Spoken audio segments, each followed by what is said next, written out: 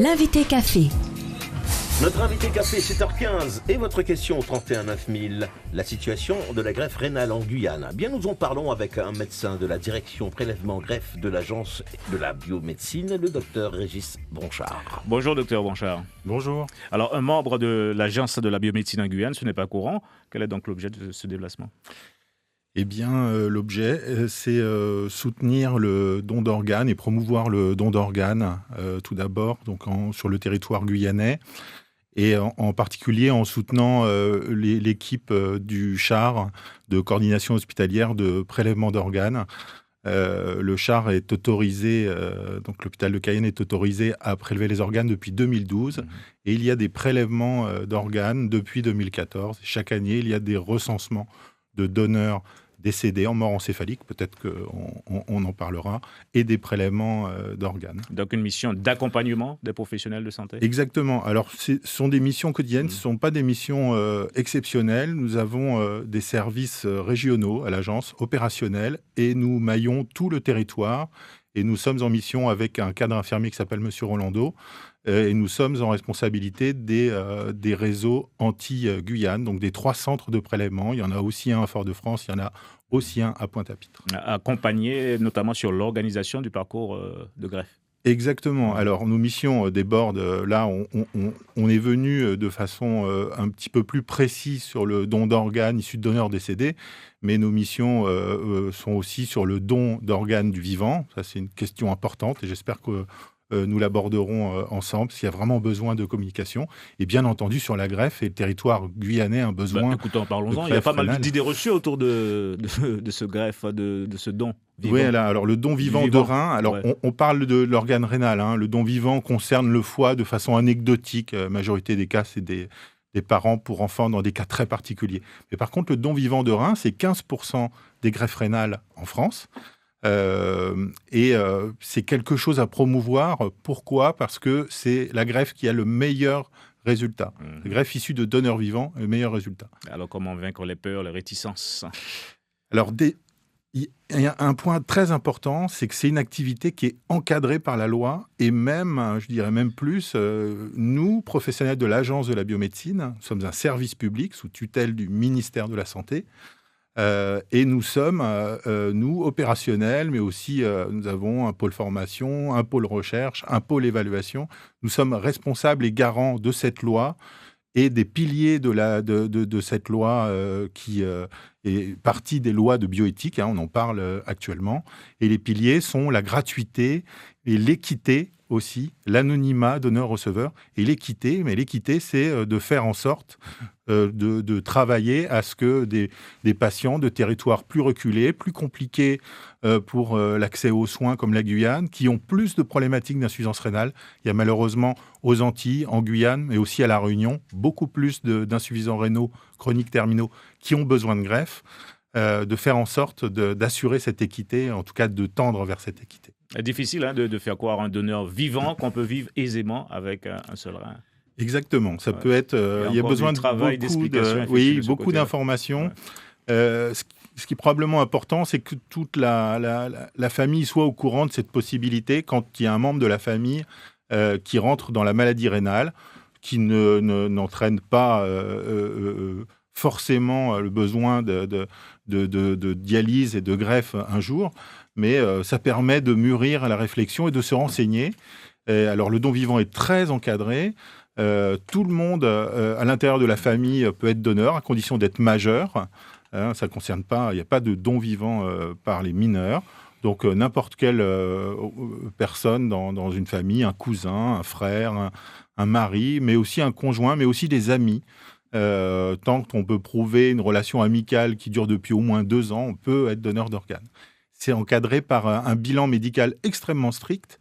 Et en fait, on sélectionne les donneurs vivants qui n'ont pas d'autres maladies, qui n'ont pas de facteurs qui pourraient abîmer un rein unique. Et du coup, nous, on fait d'énormes études sur la qualité de vie et sur, sur ce qui se passe après pour ces donneurs vivants, pour justement rassurer la population.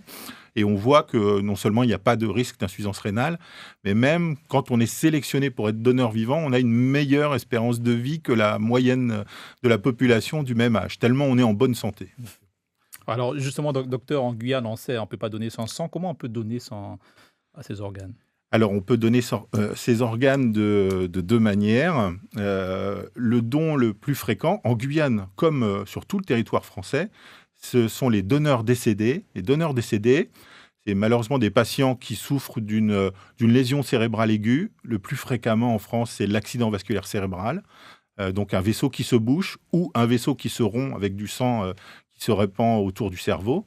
Mais aussi un traumatisme crânien. Mais aussi un arrêt cardiaque qui va être récupéré, qui va donner un œdème cérébral. Et dans ces cas-là, on est pris en charge en réanimation. Et malheureusement, malgré tous les efforts thérapeutiques, le cerveau va gonfler dans la boîte crânienne. Il n'y aura plus de perfusion du cerveau. Et permettez-moi, oui. C'est un peu la partie technique. Mais ma question était vraiment de savoir, est-ce que les mêmes raisons qui font qu'aujourd'hui, en Guyane, on ne peut pas donner son sang auraient pu s'appliquer pour les dons d'organes aussi? Alors, oui, effectivement. Alors, je n'ai pas précisément toutes les raisons mais je pense que vous parlez du chikungunya, Zika, dengue, etc. Chagas, exactement. Ouais. Alors, c'est un des piliers de la loi. Le don d'organes est encadré par la sécurité sanitaire, mais on travaille en bénéfice-risque. C'est-à-dire que sur tout le territoire français, il y a plus de 22 000 personnes en liste d'attente. Et il y a environ 6 000 greffes par an. Et il y a 2 personnes qui décèdent par jour en France, faute d'organes.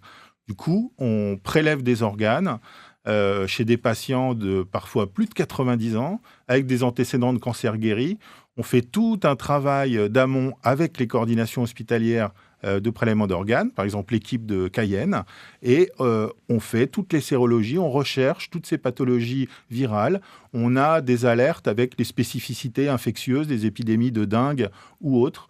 Donc, du coup, on a un travail pour dépister et évaluer le risque de transmission à un receveur et écarter des risques de transmission qui entraîneraient un danger chez le receveur. Et par contre, parfois, utiliser certains organes de donneurs infectés, des organes qui ont l'hépatite C, par exemple, peuvent être prélevés pour des receveurs qui ont déjà l'hépatite C, qui sont informés. En fait, on travaille pour aller le plus loin possible dans le prélèvement d'organes. Alors, selon les chiffres fournis par l'ARS, 43 Guyanais seulement sur liste d'attente, sur 300 personnes atteintes d'insuffisance rénale chronique, c'est peu, très peu. Oui, c'est peu, c'est un petit peu moins. C'est-à-dire qu'on a beaucoup moins de chances en Guyane d'être greffé que les autres. C'est un petit peu... C'est difficile. On est venu ici pour travailler aussi là-dessus. Et on rencontre quand même des personnels, des néphrologues, une ARS extrêmement impliquée dans cette problématique. C'est aussi la même problématique à La Réunion et aux Antilles. Il y a déjà un problème de 2 fois plus d'insuffisants rénaux chroniques terminaux qui sont dialysés sur le territoire guyanais. C'est déjà un problème parce qu'on a beaucoup plus de personnes qui auraient besoin d'une greffe. Donc ça entraîne un petit peu un déséquilibre. Exactement, en raison principalement du diabète, mais aussi de l'hypertension artérielle. Deuxièmement, c'est un territoire qui est particulier parce qu'il est immense et l'accès aux soins se fait, il y a un maillage territorial, mais la prise en charge, même déjà de la dialyse, est compliquée. Réaliser des bilans, c'est compliqué. Donc, on travaille à faire des partenariats, à améliorer les possibilités d'accès à la greffe localement et à faire des partenariats avec des équipes de métropole, mais aussi avec les Antilles. On a fait un séminaire vendredi dernier interrégional de prélèvement greffe sous l'égide des 3 agences régionales de santé et de l'Agence de la biomédecine, avec des médecins guyanais, martiniquais, guadeloupéens, pour essayer de réfléchir et d'augmenter, de sécuriser pré-greffe, post-greffe.